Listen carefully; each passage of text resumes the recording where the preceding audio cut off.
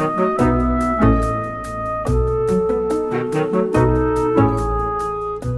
there, I am the book lady. Oh yeah, and I brought 2 books today.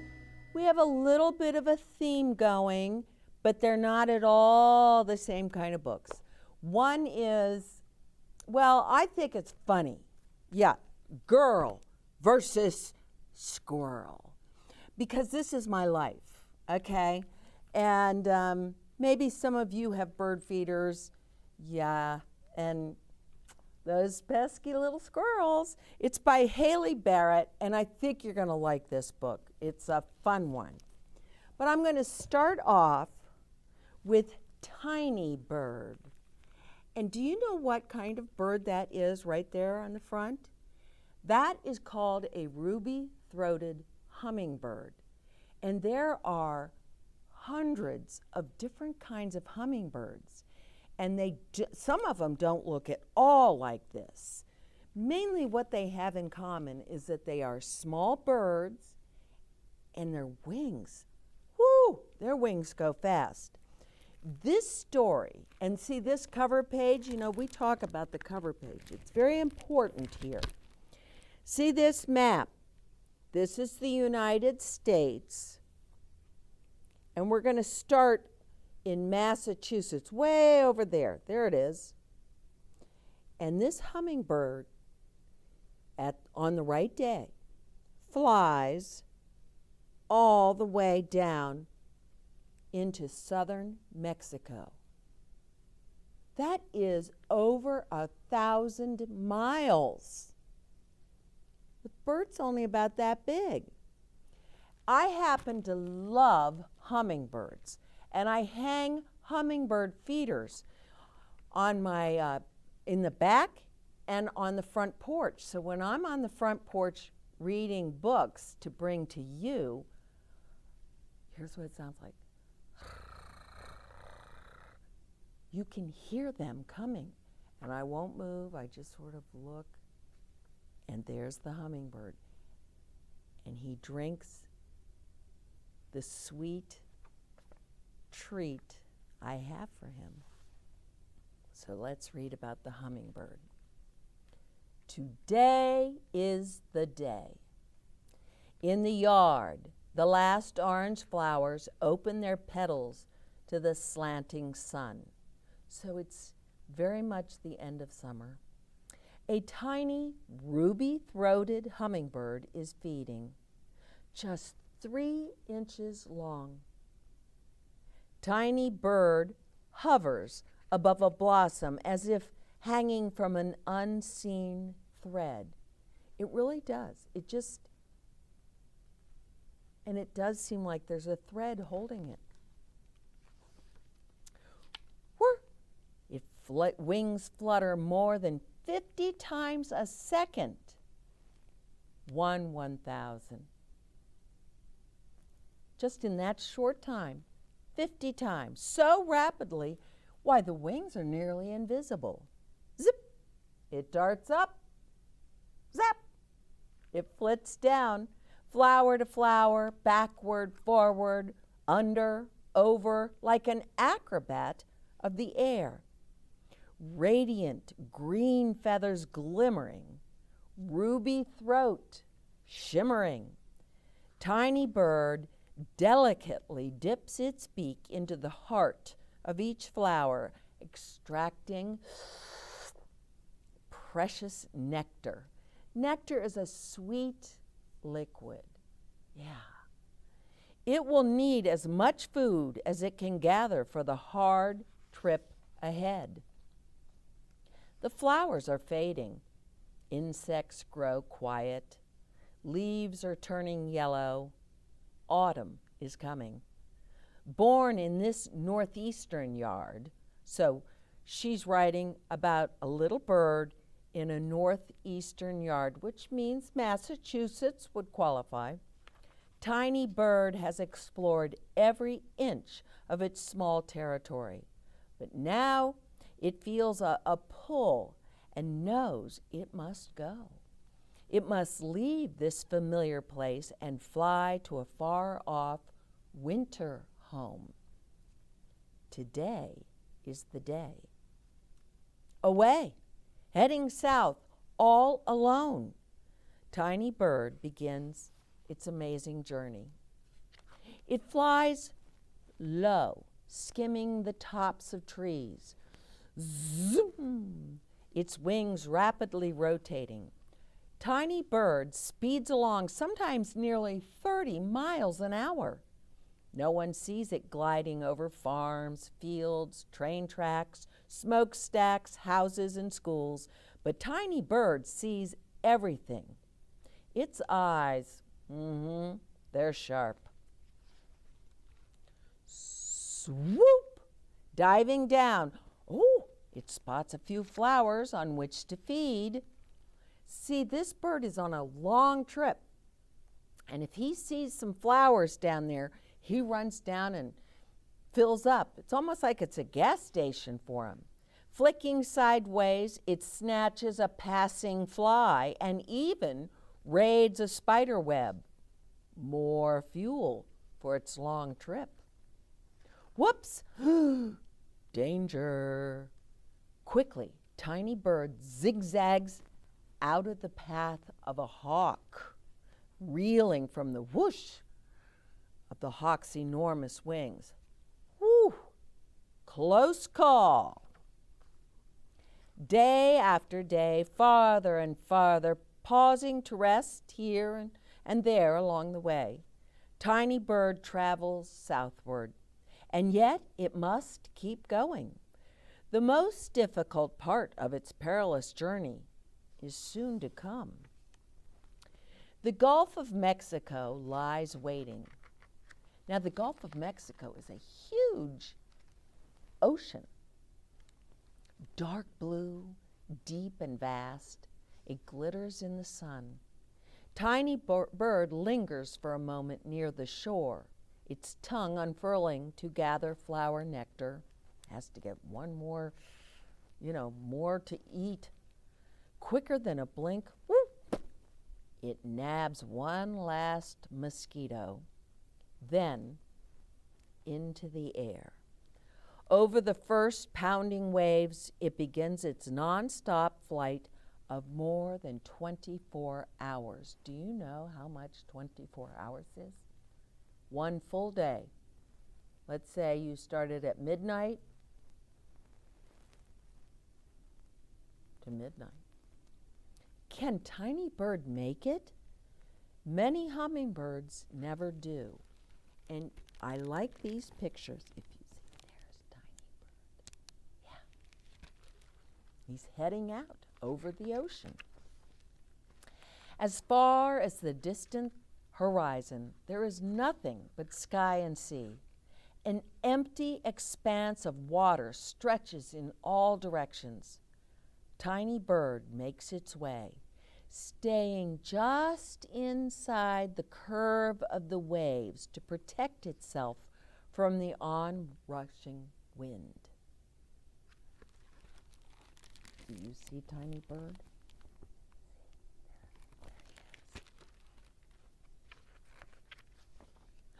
Watch out! A fish leaps up, its jaws snapping, narrowly missing the little bird. As the setting sun tints the sky orange, dark clouds form. A sudden storm stirs up the sea. Between flashes of lightning, Tiny Bird struggles, fighting through the wind and pelting rain. Thunder crashes. Boom. Slower, slower. Tiny Bird begins to falter. Falter means you're like this. Its wings grow heavy as it dips ever closer to the dangerous water. Oh, finally, the wind dies down. The storm moves on. In the darkness ahead, a small fishing boat rocks, its dim light swaying. So there's a little boat out there in the ocean. A resting place. Tiny Bird perches lightly on the bow of the wooden boat. gathering strength. He needs a rest. Then, into the night again. Marbled clouds pass. Moonlight opens a smooth and widening path on the water. Millions of stars blanket the sky. At last, Earth's horizon glimmers with the first hint of day. See, he flew all night. Now it's starting to be morning. Suddenly, in the dawn of light, above a wave's curl, land. Look at this picture. Now, where is that tiny bird? There he is. And he's flying toward the land. Green trees and vines, rainbow-hued flowers. Tiny bird is worn and thin after its travels. Exhausted, it rests on a twig for precious seconds.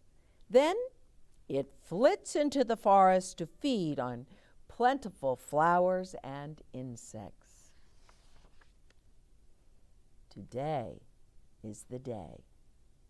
After flying more than 1,500 miles, or I could say 1,500 miles, Tiny Bird has arrived. It has reached its winter home at last. In the spring, it will return, flying back to the same yard it left so many months earlier. But for now, Tiny Bird rests and feeds, flickering from flower to flower like an emerald spark flashing in the bright sun. Yes, today is the day. I just think this is so amazing that this little tiny bird who lives in someone's yard all spring and summer knows today is the day. I have to leave, and I'm going on a long journey, 1,500 miles to Mexico. And that's where I will live during the winter. And down there in Mexico, he will know today is the day, and I have to fly all the way back to the same yard. So if you have hummingbird feeders, it's special. The birds are the same birds. They come back every year, and I just love it. Now, on the back of this book, there are facts, little tiny, it's hard for you to read, I'm sure, about hummingbirds. But we're lucky because they made pictures. Look what their nests look like. And that's how big a hummingbird is. Yeah, and there is a regular egg, like a chicken egg. See? Look at the hummingbird egg. It's a little tiny egg. Oh, I think that this is very interesting, but you got to understand something. I love birds. I love to watch them. I'm very interested in what kind of food they eat and why did they pick my yard and, things like that. So, here's a girl. She loves birds too. Let's find out her story. Pearl built 3 bird feeders. One looked like a house. One looked like a tube. One looked like a teacup perched on top of a tall pole. It looked like a teacup because, well, it was a teacup. Pearl was particularly proud of it. And I like that. I like that she put the teacup and saucer up on a platform. That's very creative. She filled the house bird feeder with suet. Suet is fat. And birds love it and they need it, especially in the winter. She filled the tube bird feeder with seeds. She filled the teacup with peanuts. Lots of birds love peanuts. Pearl took the lens cap off her binoculars and waited. And I have binoculars too. And I keep them close by because you never know. There might be something out there I want to look at. It makes things that are far away seem closer so you can really look at them. Cardinals and flickers swooped in for suet. Finches and chickadees sailed in for seeds, but not a single bird could settle on the teacup because something else wanted those peanuts. Hey! protested Pearl. Bird feeders are for birds! But the squirrel didn't flinch. Instead, it flicked its tail and gobbled Pearl's peanuts, each and every one, before dashing to a hole in the old oak tree. Drat that squirrel! It may be brave, but it's no match for me. Girl versus Squirrel is on. Woo-hoo! With her hockey stick and some duct tape, Pearl extended the teacup's pole. There. That's tall enough to stop any squirrel in its track. See, she made the teacups up really high now. She watched, breathless with anticipated success, but was soon disappointed. Drat that speedy squirrel! Ooh, I'll make the pole taller. Wow. Now the teacup towered. But that didn't deter the squirrel. It scurried up the mop, scrambled up the hockey stick, and shimmied straight up the pole. Oh no!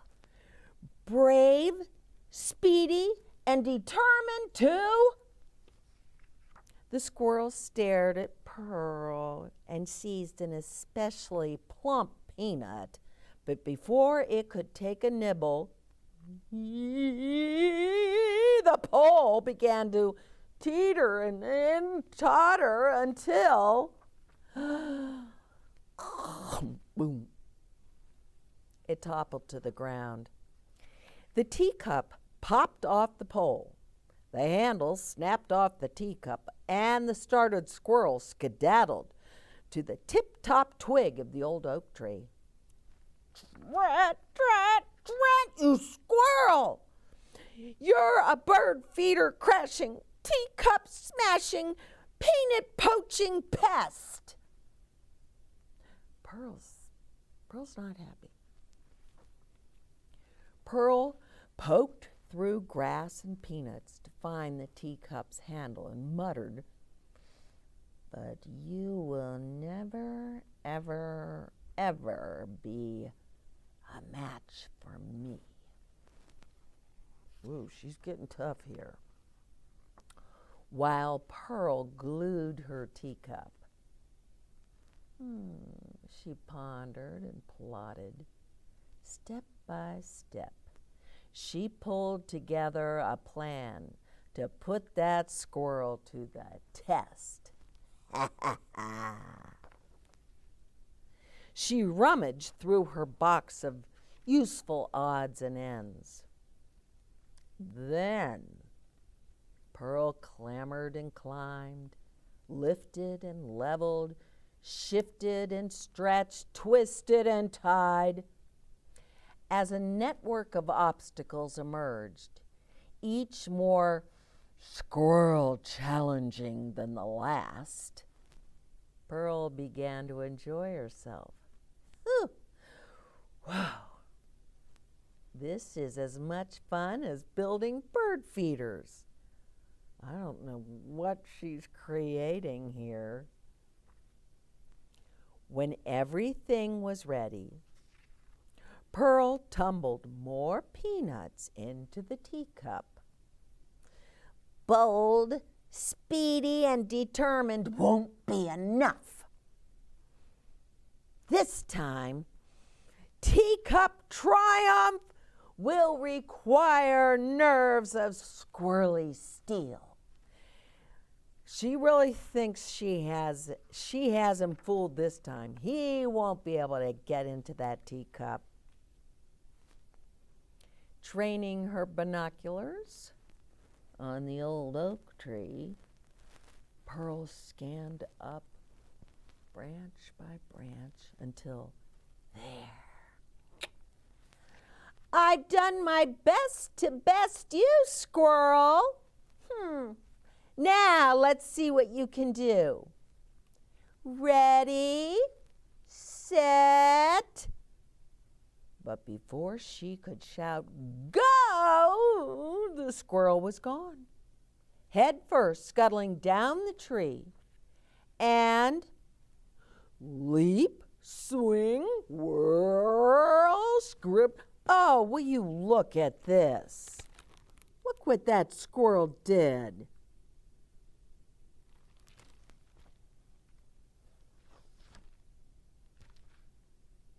Pearl was dazzled.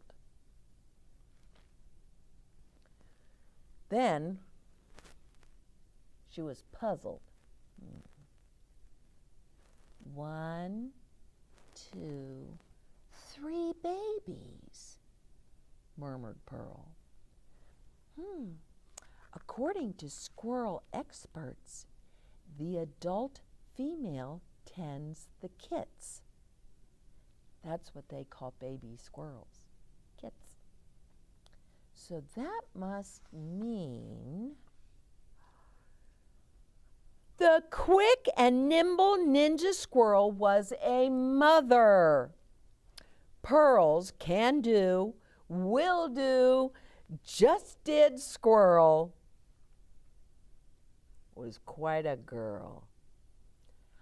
I proclaim your victory, Pearl cheered, and I salute you, fearless, fluffy sister. She'll teach them everything she knows, Pearl said. How to climb and balance, how to think and plan. Why, she'll develop their attention span. And then, right then, Pearl knew she wanted to help the squirrel family. And she knew just how to do it. What do you think she did? Pearl built bird feeders, and she filled the house feeders with suet, and she filled the tube feeders with seeds. She filled the teacups with peanuts, lots and lots of peanuts. That's it. Why do you think she did that? Well, I think there are a couple of reasons, but one is she knew this was a mama squirrel who just wanted to feed her 3 babies. And she knew it was a girl squirrel. And she was like, power to the girls. And I think it's a funny story, and part of that is because I feed my birds. And I take it very seriously, and I like to watch them. But boy, I am telling you something. I had a pole. It was a metal pole. And at the top, I put the bird feeder. Do you know what? Those squirrels would just climb up there and eat all the food like that. So I sprayed it with oil. And that worked for a little while, like an hour or 2. And then they'd climb and they'd slide down a little, but each time they climbed, they were wiping it off. And there was a squirrel party again. I was getting awfully tired of this because I wanted to watch the birds. So my husband did something very clever, and he must have sat and thought about this a long time. He took an old tennis ball and he put something in the tennis ball so he could throw branch, and it was on like string. Ooh, came down, and then he had wire on it, and now the bird feeder just hangs there, like kind of like the hummingbird. It's just hanging there. The squirrels cannot get to it because they can't climb down a string. They need something a little thicker than that. So the squirrel issue in my yard is all taken care of. But I like what Pearl decided. I'm just going to feed the squirrels. But I like that she kept it. She didn't just put the teacup out and feed the squirrels. No, no. She still kept it fun. They had to find their way to that teacup. Do you see the teacup? I see it, and it's full of peanuts. But they can't, they have to work to get there. But I think for squirrels, that's probably fun. You think? Now, on the back of this book, just like the Tiny Bird book, look, there's some squirrely facts. Yeah. And that's why I like these books. Now, you'd have to have a grown-up read these facts to you, but it's so nice to learn little things. Now, for instance, in the United States of America, October is Squirrel Awareness Month. But Squirrel Appreciation Day is January 21. And here, I never really cared for January. It's very cold and I just don't like it. Where I am, it's not a great month. But January 21st, I may put some peanuts out for my squirrels. What do you think? Then I learned that there are 3 basic types of squirrels: ground squirrels, tree squirrels, and flying squirrels. Whoa. Now, where I live, we don't have flying squirrels. And a group of squirrels is called a scurry. Isn't that interesting? A scurry of squirrels. That's kind of hard to say. Anyway, I think it was fun to learn about Pearl liked to feed birds. And I like to feed birds too, and this is one of my favorite birds. I think they're wonderful. I love the little hummingbirds. And I hope you learned that they are strong birds, and they make a long trip. They go all the way to Mexico. Oh, hasn't this been fun? Now you know, I am going to go back to the library and find 2 more books to bring to you, because that's what we do here on the Book Lady. I bring 2 books, we read them, we talk about them, and if you want to reread, all you have to do is go to YouTube. Yeah, tell your mommy and daddy that you want to go to YouTube and watch The Book Lady. All the books we have read are right there, and it's so much fun. You can read anytime you want. This has been fun. We've been talking about birds and squirrels. Don't get me wrong. I like squirrels, but I don't want squirrels to eat my bird food. Oh, until next time when I bring you 2 more books, I am the Book Lady. Bye-bye.